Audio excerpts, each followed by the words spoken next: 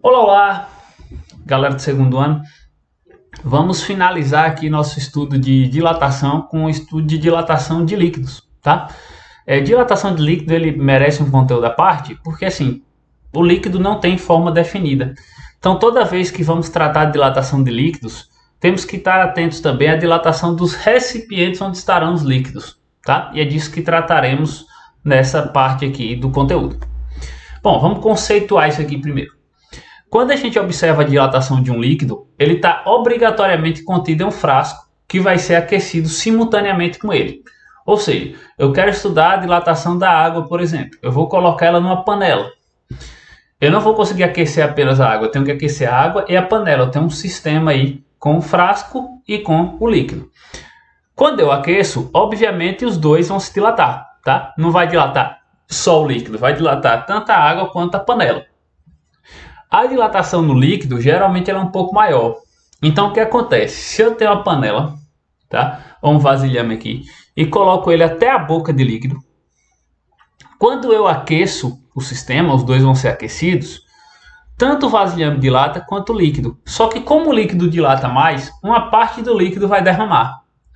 Essa parte que derrama, a gente chama isso de dilatação aparente, porque assim, para uma pessoa leiga, ela vai olhar e vai dizer, não, o líquido dilatou exatamente esse tanto que derramou, tá? Quando, na verdade, a dilatação real do líquido é o tanto que derramou, somado ao tanto que o vasilhame cresceu, tá? Então, assim, a dilatação real acaba sendo sempre maior um pouco que a dilatação aparente. Vamos ver isso aqui com números para ficar mais fácil da gente conceituar. Eu tenho aqui um vasilhame de 1000 litros, tá? E aí notem a primeira coisa aqui. Geralmente nessas questões, o volume inicial, tanto do líquido quanto do vasilhame, eles são iguais, tá? Então, se eu tenho um vasilhame de 1000 litros, eu vou ter 1000 litros de líquido lá dentro, então ele vai estar cheio até a boca.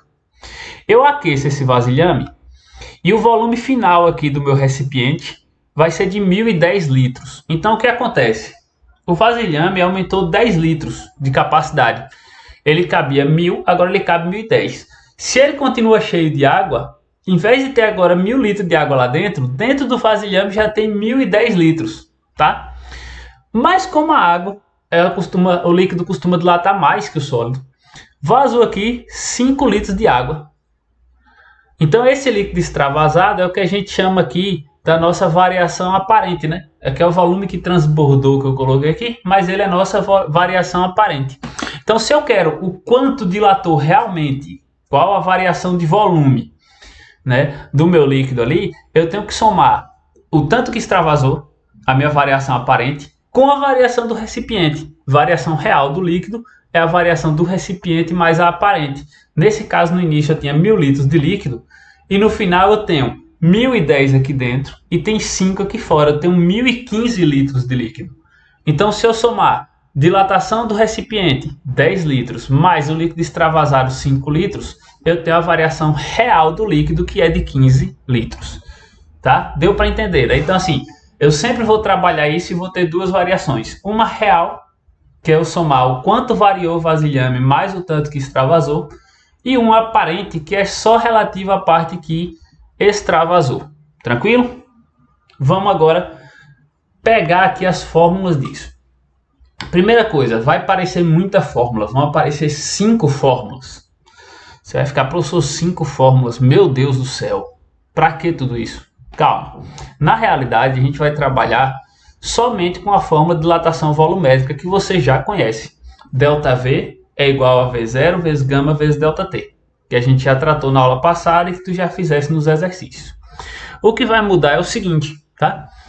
Suponha que um experimento, o líquido em estudo, preencha completamente o recipiente na situação inicial. Como eu te disse, via de regra, o volume do recipiente é exatamente o volume do líquido inicial. Para efeito prático, o volume inicial do líquido vai extravasar em decorrência da dilatação. O que vai acontecer? Quando eu aquecer, o recipiente vai crescer, mas uma parte de líquido mesmo assim ainda vai extravasar, porque o líquido ele vai ter um coeficiente de dilatação maior, ele vai dilatar mais. A dilatação aparente do líquido é a parte que extravasa, e ela depende do volume inicial, obviamente, e da variação de temperatura. Quanto maior a temperatura, mais vai extravasar. Quanto mais líquido tinha, mais vai extravasar. Desse modo, a gente pode fazer o seguinte. Não tem aquela forma de variação volumétrica, ΔV igual a V0 vezes gama vezes ΔT. Simplesmente, a gente vai fazer isso de forma a calcular a variação aparente. Então, o nosso gama, tá? Ele vai ser um gama aparente. Ele está ali para calcular só a variação aparente. O que seria esse gama aparente, professor? Ele vai me dar o resultado só do tanto que extravasou. Geralmente a questão, quando ela te der um gama desse tipo, ela vai falar o coeficiente de dilatação aparente do líquido é, e aí ele vai dar o dado, tá? Se ele te der um coeficiente de dilatação aparente, tu vai achar uma variação de volume aparente. Logo, variação de volume aparente é igual ao volume inicial vezes o gama aparente vezes o ΔT. Então assim, se ele te der um gama aparente, tu vai achar uma variação de volume aparente, mas tu nota que a fórmula é a de variação de volume. Mesmo assim, eu peço que tu escrevas aí no caderno. Variação de volume aparente é igual ao volume inicial vezes o gama aparente vezes o ΔT. De modo analógico, eu sei que a dilatação do frasco também vai depender do volume inicial dele e da variação de temperatura. E aí eu vou usar a mesma forma de dilatação volumétrica, só que o seguinte, a questão para isso, ela vai me dar um gama do frasco. Ela vai dizer, por exemplo, um recipiente de vidro e o vidro tem um gama D. E aí ele vai te dar o coeficiente de dilatação volumétrica do vidro.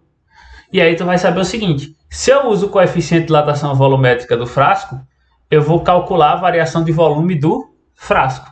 Então é a mesma forma de variação de volume, só que assim, se eu quero a variação aparente, eu tenho que ter o gama aparente. Se eu quero a variação do frasco, eu tenho que ter o gama do material do frasco. Então, variação de volume do frasco é igual ao volume inicial do frasco, vezes o gama dele, então o gama do alumínio, o gama do vidro, vezes o ΔT, a variação de temperatura. Anota isso aí também como a variação aí do frasco, do recipiente, né?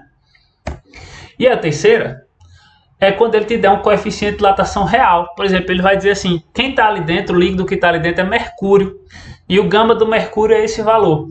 Então assim, se eu tenho o gama do líquido que está ali dentro, ele já vai me dar uma variação de volume real. Eu vou saber quanto realmente aquele líquido dilatou de cara, tá? E aí se ele disser, ó, esse aqui é o coeficiente de dilatação volumétrica real do líquido, é o gama do álcool, é o gama do mercúrio, é o gama da água, tá? Ele já te dá o gama do líquido em si. Então quando tu aplica um gama real, tu vai achar uma variação de volume real, tá? E aí, variação de volume real vai ser o volume inicial vezes o gama real vezes o ΔT. Então, o que acontece? Basicamente, é a mesma forma de dilatação volumétrica. Tu só vai ler no enunciado da questão, e aí tu vai ter que prestar atenção nisso, e ver o que ele está te dando como informação. Se ele te der um gama real, tu vai calcular a variação de volume real com esse gama. Se ele te der um gama aparente, tu vai calcular a variação de volume aparente com esse gama. Tá? E a gente vai ver isso aqui daqui a pouquinho no exercício comentado aqui. A gente já viu ali que naturalmente, né, o aumento real do volume ele tem que corresponder ao volume que extravasou mais o volume que aumentou dentro do frasco. Então a gente tem assim, a variação de volume real é a variação de volume aparente mais a variação de volume do frasco. Foi aquilo que a gente fez naquele primeiro exemplozinho lá atrás. Então anota isso, isso é importantíssimo, essa relação é talvez a relação mais importante daqui. Variação de volume real é a variação de volume aparente mais a variação de volume do frasco ou do recipiente, tá? E por fim, cara, graças a Deus, tu já tá doido aí que nem o desenho, né, de tanta fórmula que na verdade são bem próximas, tranquilas de se aplicar. A gente pode relacionar coeficientes de dilatação. São raras essas questões, mas às vezes aparecem, tá? E aí, coeficiente de dilatação, o que acontece? O coeficiente de dilatação real do líquido, ele é igual ao coeficiente de dilatação do frasco mais o coeficiente de dilatação aparente. Percebe que ele deriva dessa fórmula aqui, né? Então, assim, volume real é o aparente mais o do frasco. Coeficiente de dilatação real é o aparente mais o do frasco, tá? Tranquilo? Anota isso tudo. Relaxa a mente, respira fundo. Vamos aplicar isso em 2 exercícios, porque assim, é bem mais simples do que parece, tá? Vamos nessa. Quando um frasco completamente cheio de líquido, tá? Primeiro exercício da gente, é aquecido, verifica-se que um certo volume de líquido transborda. Então, se eu aqueço o recipiente ali que está cheio de um líquido, uma parte desse líquido vai transbordar. Essa parte que transborda mede o quê? O que esse volume que transborda mede?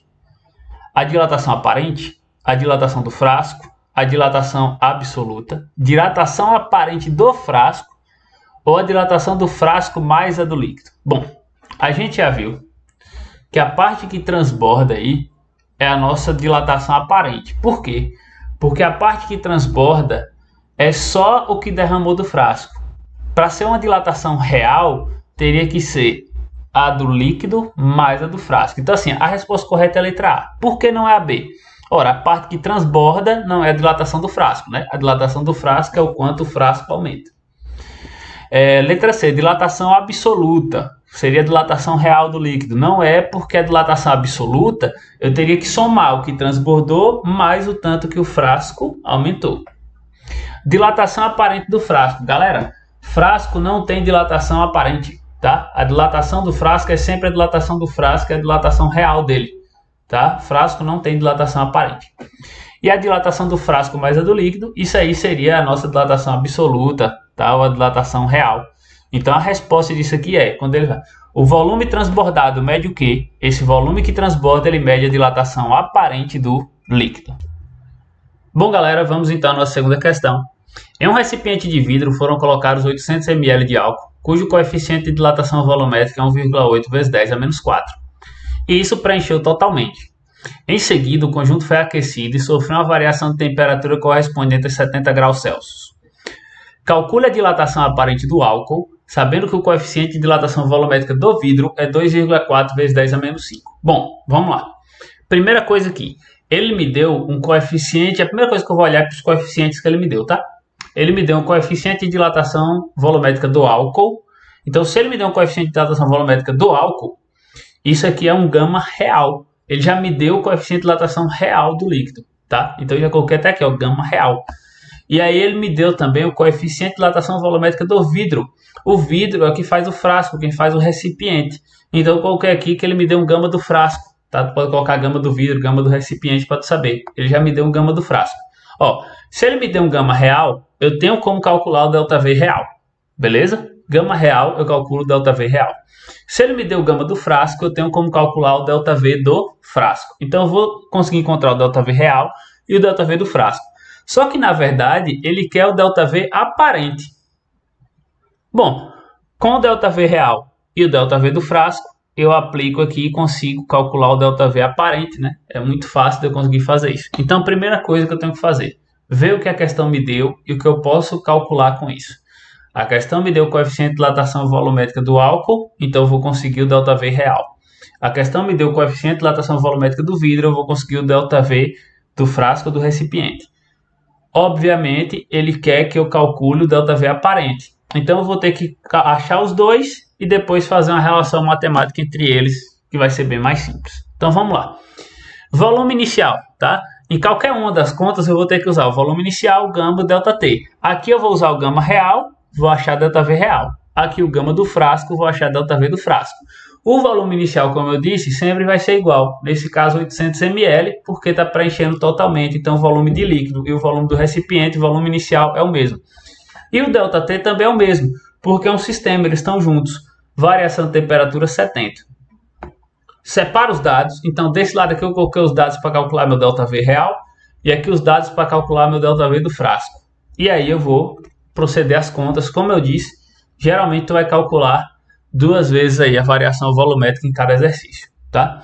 ΔV real é igual ao volume inicial vezes o gama real vezes o ΔT, tá? Volume inicial aqui é 800 vezes o gama real, é o gama do álcool, né? O gama real do líquido, 1,8 vezes 10 a menos 4 vezes o ΔT, que é 70. Fiz rapidão, calculadora nele, né? Tal. Meu ΔV real deu 10,08 ml. Então, assim, o que variou realmente foi 10,08. Só que esse 10,08 é o tanto que extravasou mais o que ficou dentro do frasco. Eu vou conseguir descobrir o que ficou no frasco, ΔV do frasco. Volume inicial do frasco, 800, vezes gama do frasco, 2,4 vezes 10 a menos 5, vezes ΔT, 70 graus. ΔV do frasco, calculadora nele, 1,344 ml. Agora ficou fácil. Achei a variação de volume real e achei a do frasco. Se eu quero a aparente, é só aplicar naquela minha fórmula, né? Ó, variação de volume real é igual a aparente mais a do frasco. Variação de volume real, 10,08. Variação de volume aparente, que eu quero descobrir, mais a do frasco, 1,344. Jogo esse, tá somando aqui, subtraindo, vai ficar 10,08 menos 1,344 é igual a variação aparente. A minha variação aparente vai dar 8,736 ml. Nota o seguinte, professor, por que tu calculou variação de volume real e a variação do frasco? Porque ele me deu os coeficientes de dilatação do real e o coeficiente de dilatação do frasco, tá? Se ele me desse aqui um coeficiente de dilatação aparente e pedisse a dilatação aparente, eu só faria uma conta, faria direto. Como ele não me deu, ele me deu os outros dois coeficientes. Eu faço a primeira conta, acho a variação real, faço outra conta, acho a variação do frasco, do recipiente, e aí eu aplico aqui nessa pequena relação e tenho a variação de volume aparente. Galera, lista de atividade vai estar aí no Google Classroom, vou enviar também em PDF. Qualquer dúvida, chama no WhatsApp, chama no Insta, chama nas redes sociais ou lá no Classroom tem uma aba para comentários, comenta lá e a gente dialoga, tá? Muito obrigado para vocês e lembrem-se, o que transbordou é variação aparente, isso vai ajudar muito.